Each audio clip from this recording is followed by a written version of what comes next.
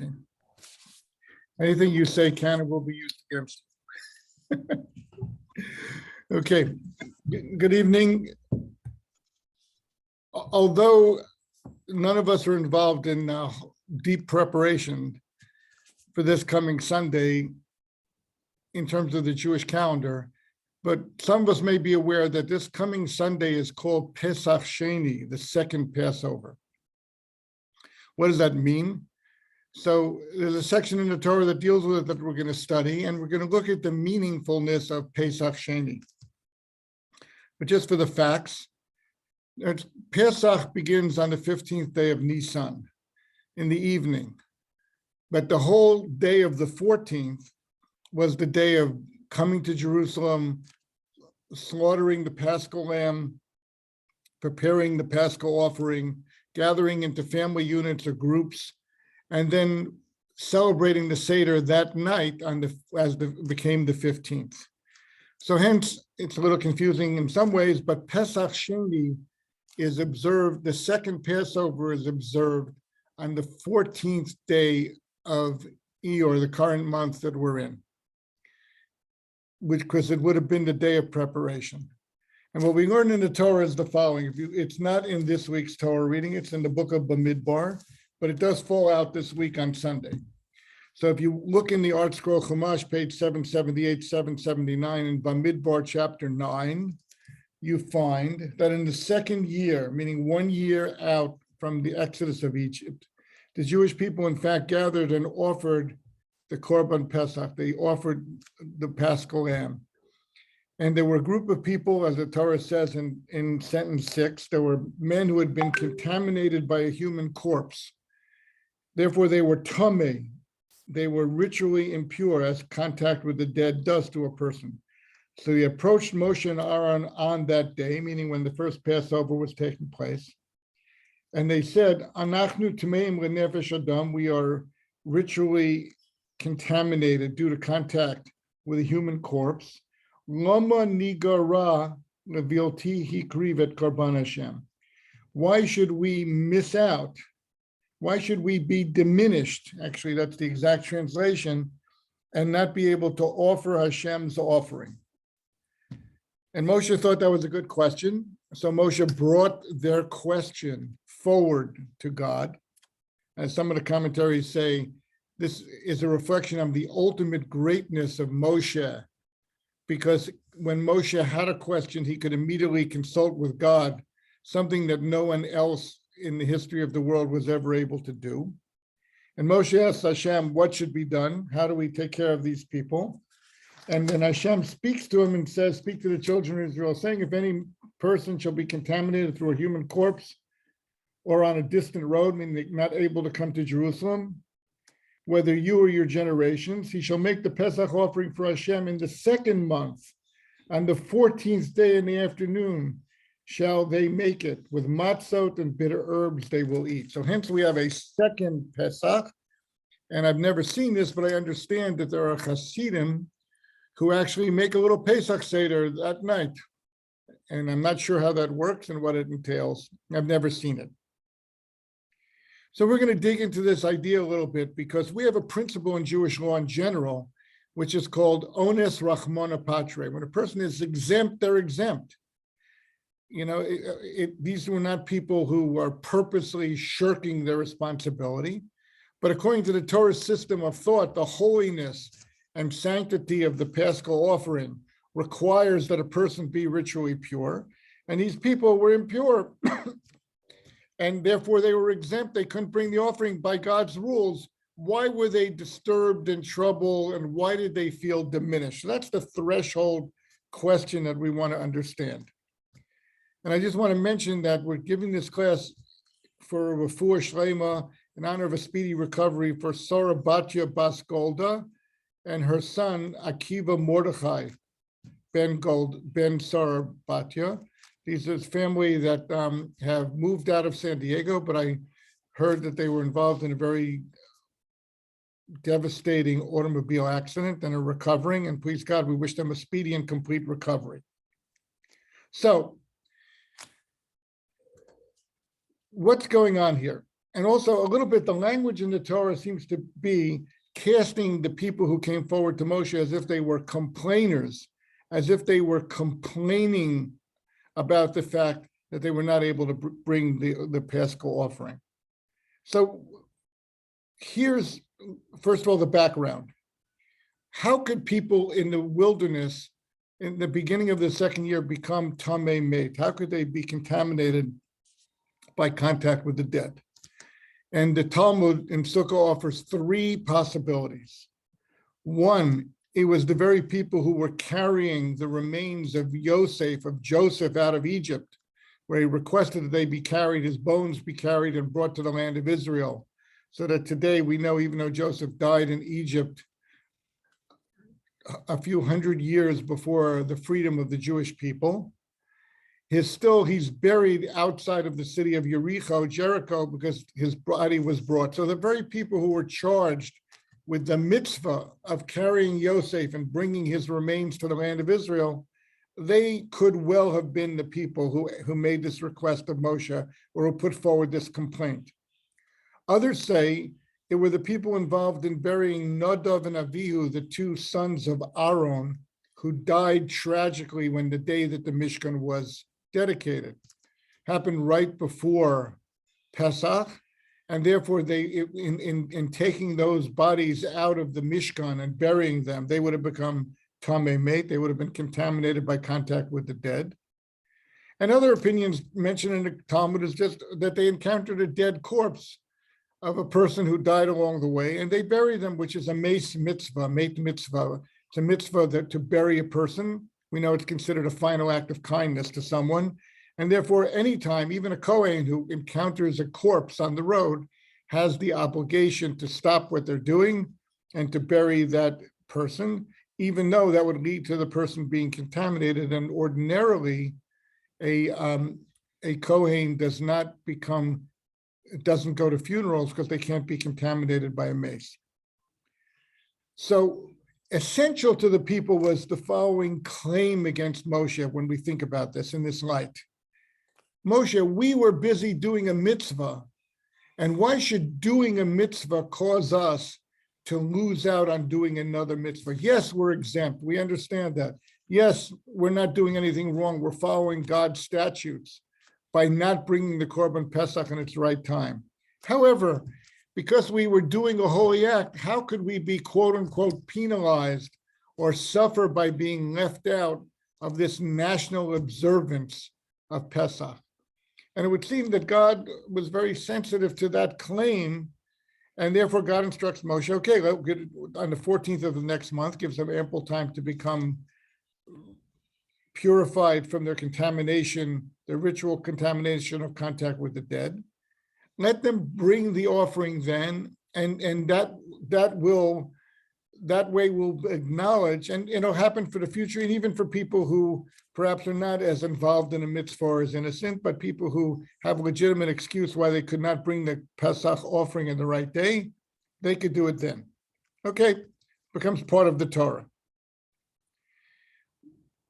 We're going to look into the sense of what we can learn from this section of the Torah, so that as we celebrate Pesach Sheini this Sunday, which of course we're going to do in conjunction with the Hebrew Day School's gala at brunch, but don't worry, we're not going to be serving matzah and bitter herbs.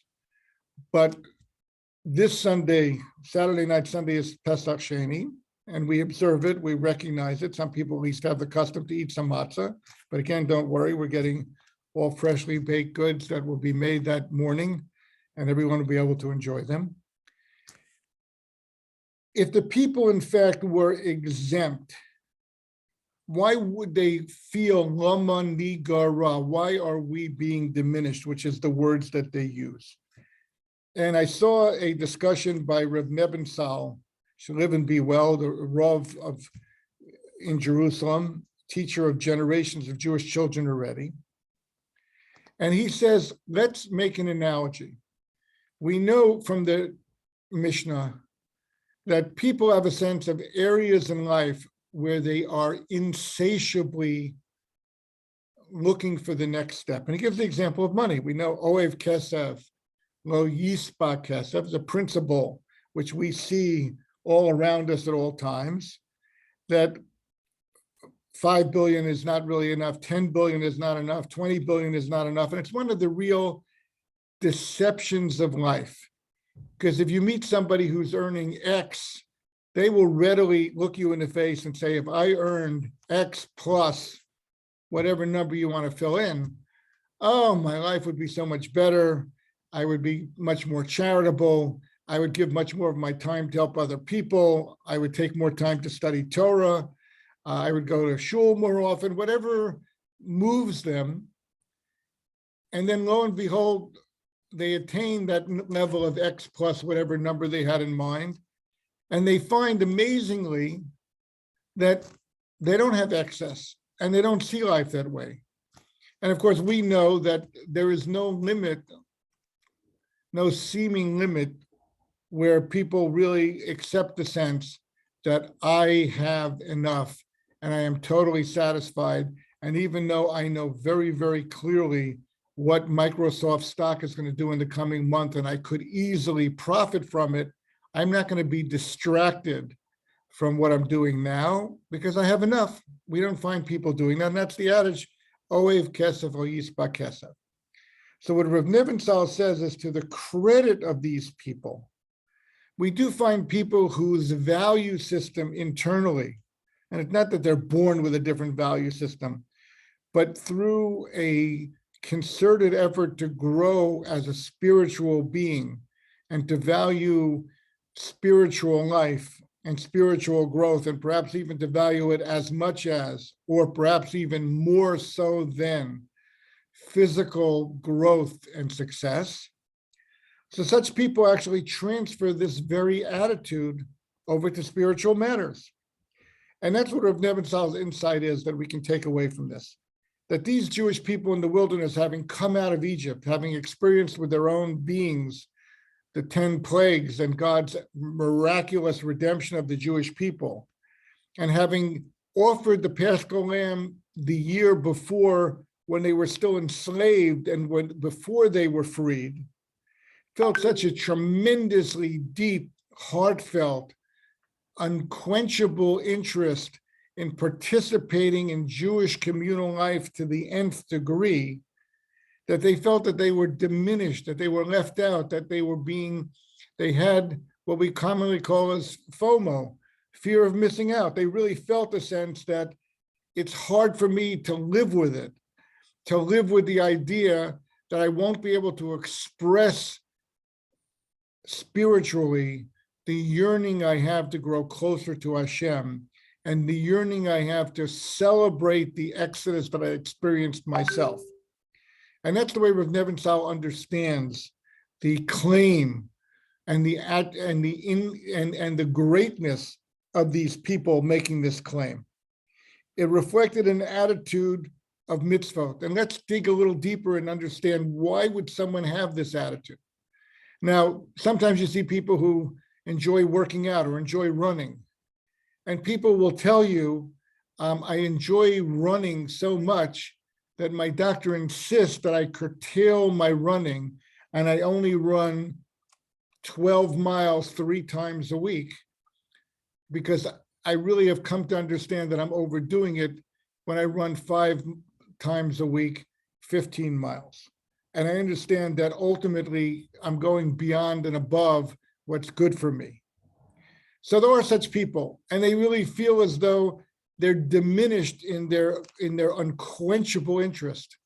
I remember reading a biography about a runner whose parents thought he would make a great scientist and were very disappointed in his love for running. And it says that when he was in high school and he was running 103 temperature and it was 25 degrees outside, and he climbed out of his 2nd-story bedroom window so that he could run a few miles, because he couldn't, as sick as he was, he just felt he was so lacking by not feeling the exhilaration of running from place to place. At that point, his parents gave up and said, okay, our son is a runner. This is where it's at. This is what really moves him. And we're not going to get in his way, and we're going to coach him and give him every opportunity to succeed in an area of life which it seems that he was, so to speak, born for. We, the Jewish people, are truly born so that we can draw ever closer to Hashem, so that we could ever be a better and better example of beings who yearn for and relish an attachment to God. And hopefully, whatever mitzvah observance we currently do convinces us that the pathway to achieving this is through a greater intensification, a greater focus, and a more zestful interest in performing mitzvot. And that's the way Reb Nevin Stahl understands this.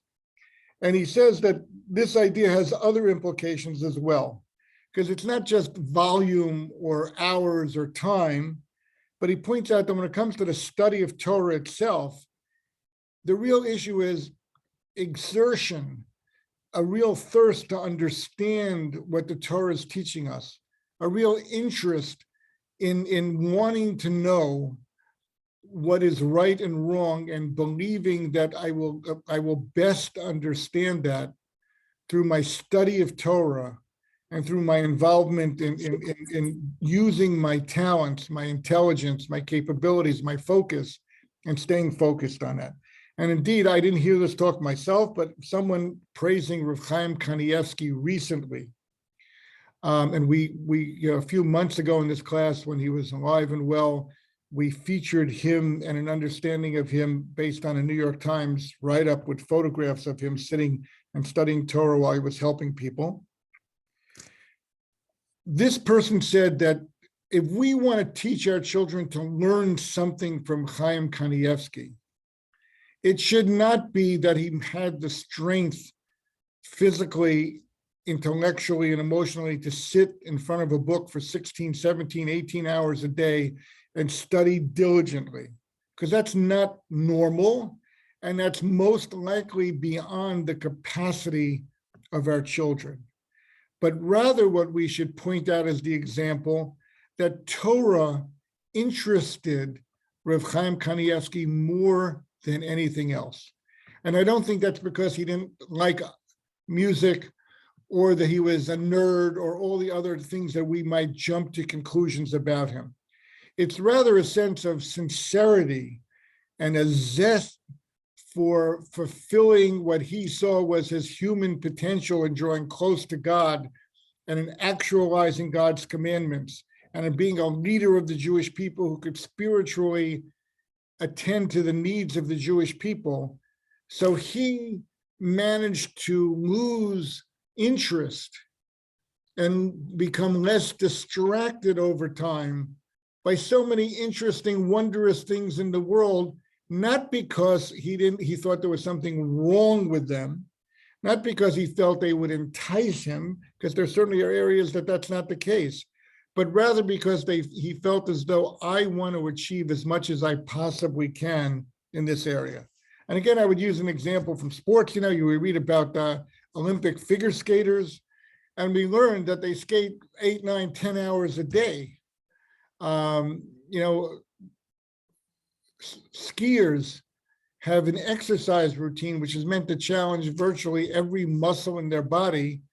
And in hearing an account of them working out in preparation for the Olympics, they basically end up retching and crawling out of the exercise room out of pure exhaustion. And they feel as though this is what it's going to take for me to be tops in my sport. So a good way to understand both this section of the Torah about Pesach Sheini and the true greatness of Rav Chaim Kanievsky, which would apply to you and me as well as him, is to realize that there are areas of our life that if we could edit them and we could increase our focus and we could dissipate, we could choose not to dissipate so much of our energy worrying about what would happen in the future, feeling as though, why do I have less than someone else, being distracted by the idea of what would it really be like to fly into space for 4 minutes? And is that worth $55 million of my hard-earned money so that I could experience it? This is what's called in Jewish tradition an element of pizur hanefesh.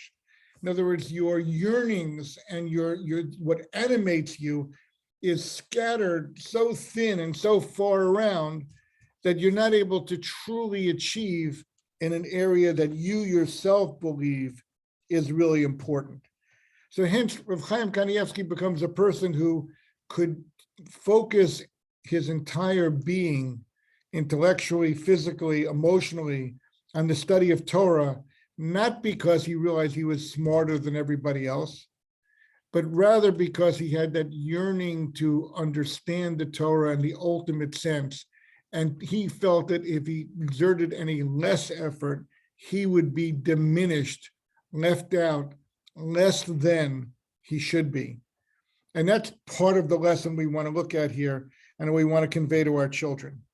Now, Rav Nebenzahl goes on in this discussion to make an analogy with a different section. It's also in the book of Bamidbar. This is not a holiday coming up this Sunday, but I can't help myself but to focus on it. And that is in Bamidbar also, and it's chapter 27, sentence 4, and it has to do with the request of the daughters of Tzlofchad, which we studied last year, when they were complaining to Moshe that they would not have any portion in the land of Israel. It's found in the Art Scroll Chumash on page 887. I've got this right, and if you want to follow along. But there they approach Moshe. Interestingly, they use the same word, lama yigara. Why should, and here it means not why should I be diminished, but why should our father be diminished? Why should his inheritance be diminished?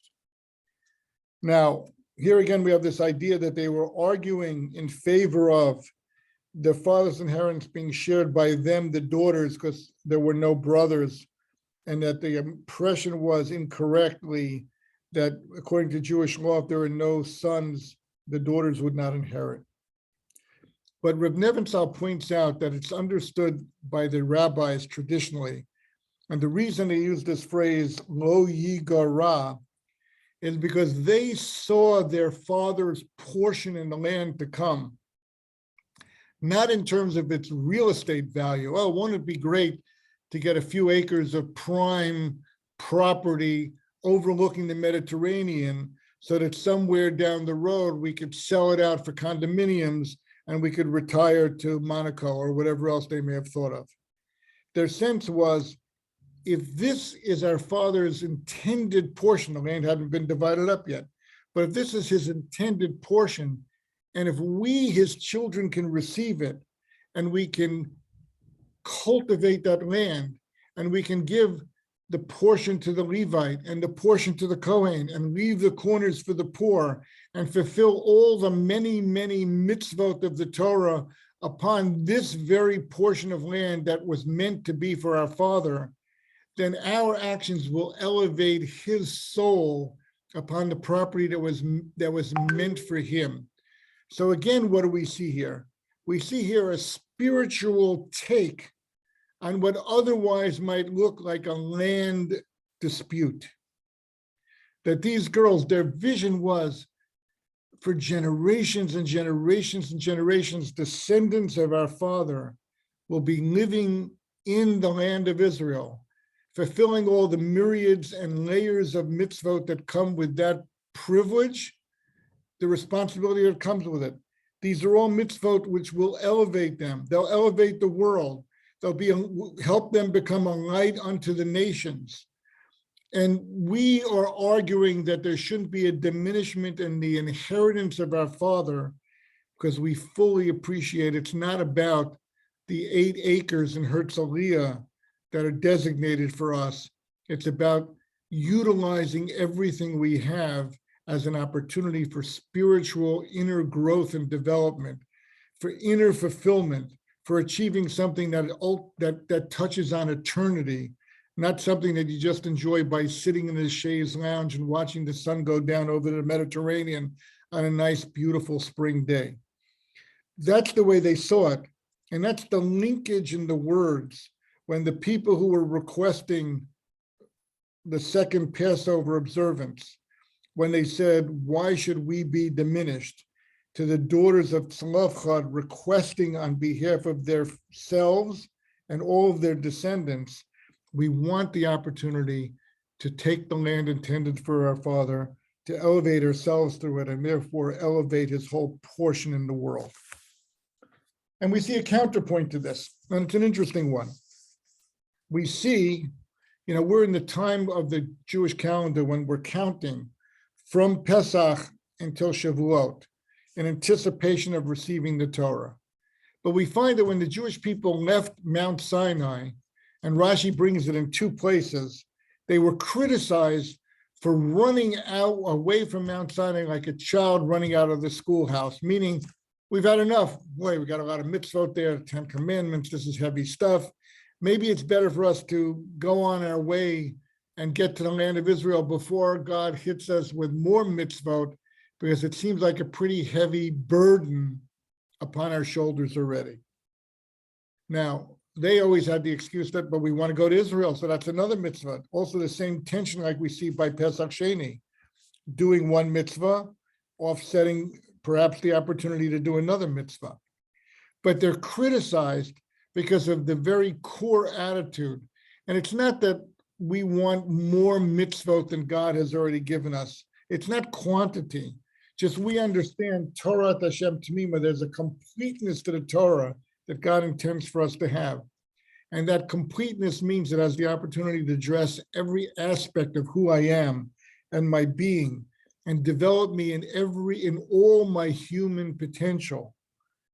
And therefore, there should have been a reluctance to tear themselves away from Mount Sinai, with a sense that maybe we missed something. Maybe there's more to come. Maybe there's more for us to learn. Maybe there's another aspect of kindness or reverence for God, or there's another chok, another mitzvah that we don't even understand the reason for, but we know in fulfilling it, we're still fulfilling Hashem's will.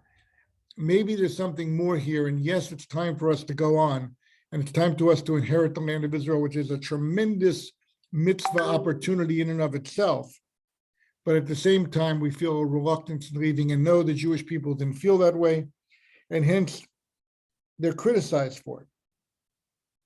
So again, just to relate back to how we celebrate Eretz Yisrael, the daughters of Tzlafchad, and this whole attitude towards fulfilling mitzvot, we know sitting here in San Diego right now, or wherever you are, there are mitzvot we're not able to perform because we're not in the land of Israel. We know that because the temple was destroyed, there are mitzvot such as bringing the Paschal offering that none of us, no matter what state of purity or impurity we're in, we can't fulfill those mitzvot. We should feel that. We should feel a sense that we wish we could do more. We're ready to do more. We would be happy to do more. The same attitude that we apply to so many distracting, passing, much more frivolous aspect of our lives. We should learn to filter that out and rather to channel, not curb our enthusiasm, but channel our enthusiasm to what's really most important. With this comes just a thought about social media.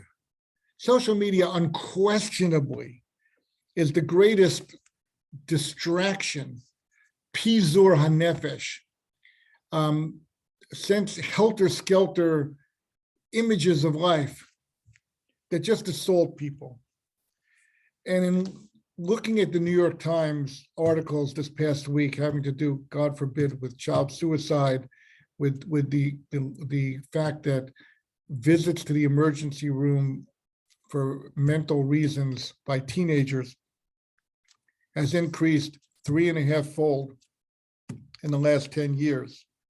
And that, as the headline of the article said, hundreds of teenagers are spending every night of the week. There are hundreds of teenagers under observation in an emergency room because they are showing that much anxiety, that sense of depression. So in a separate piece with young people talking about social media, one young man says the following, and it really caught my attention. He said, what's my definition of social media? This young man says. He says it's lonely, alienated people watching other lonely, alienated people while they pretend to be happy. I think that's an amazing capture of the reality of what distracts us all, each in our own way. We all have our own favorite TikTok moment or whatever it is that pulls at us. And believe me, it is not for nothing that someone's willing to spend $42 billion to buy Twitter. Okay, and it's not because there should be more free speech in the world, I can tell you that much. It's because we live at a time where we want to escape the reality of our lives.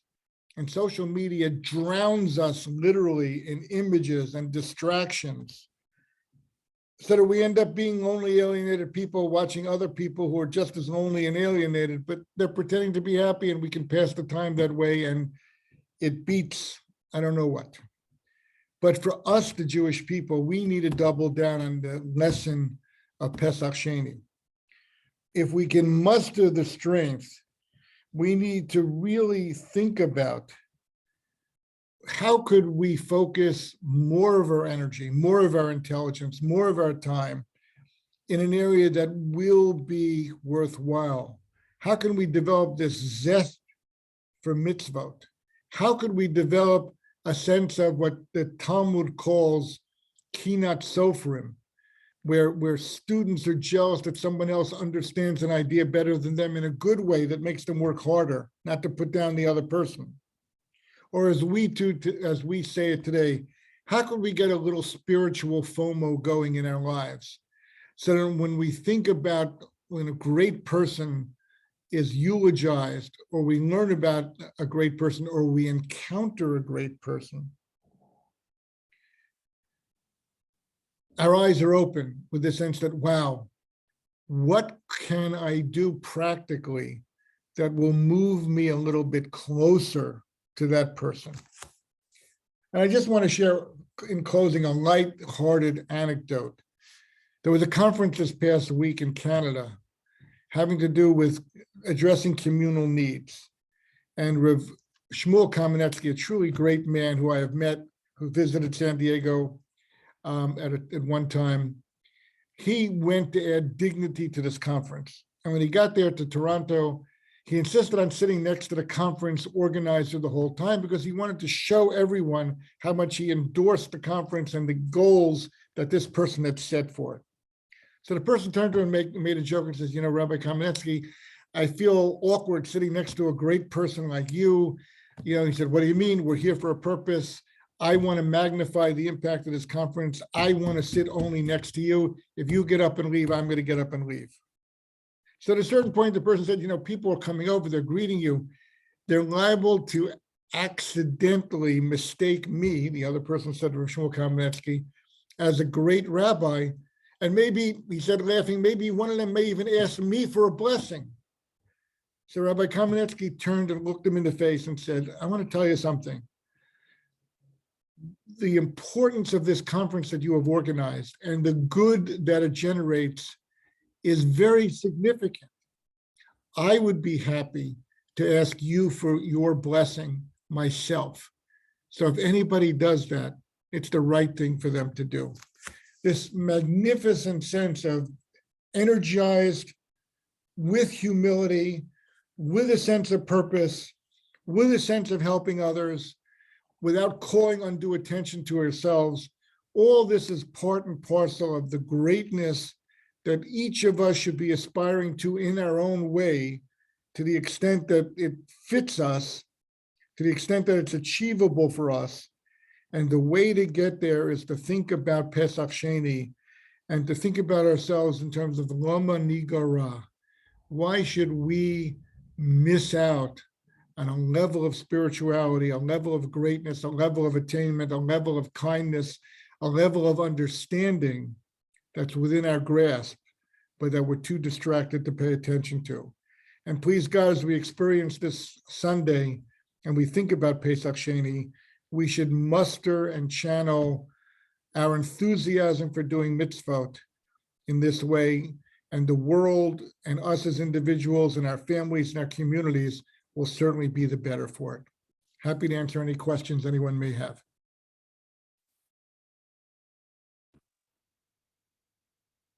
Okay, some ways they say silence is golden. I want to wish everybody a great evening, a great Shabbos coming up, a happy Pesach Sheini, and I'd love to see everybody at the Hebrew Day Gala so we could eat a little bit of matzah and some delicious croissants together at that time. Thank you very much. Have a great evening. Thank you so much, Rabbi. Thank you. Good night. Good night. Good night.